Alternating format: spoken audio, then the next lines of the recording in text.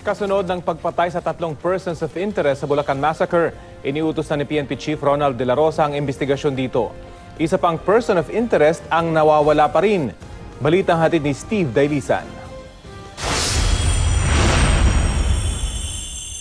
7 tama ng balang tinamo ng bangkay ng lalaking ito sa bahagi ng Balintawak Road, Barangay 175, North Caloocan. Bukod sa karatulang pusher at rapist, wala nang iba pang pagkakakilanlan sa bangkay.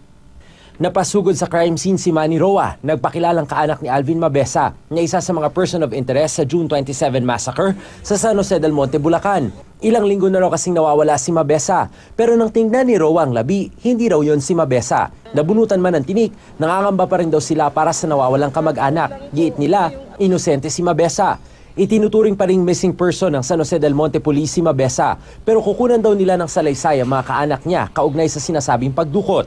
Ako sana personally ang makikipag-usap para makita kung ano yung binanggit sa kanya ni Alvin the first time na the day na mangyari incident.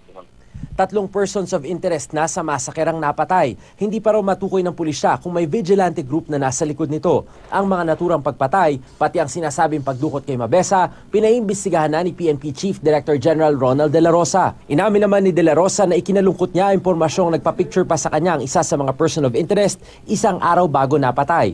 Umaasa naman si De La Rosa na buhay pa si Mabesa. Pa-imbestigahan natin. Mayroong mga kaukulang investigation ginagawa ang Bulacan Police para dyan. Malalaman natin ngayon kung anong nangyari, bakit. Steve Dailisan, GMA News.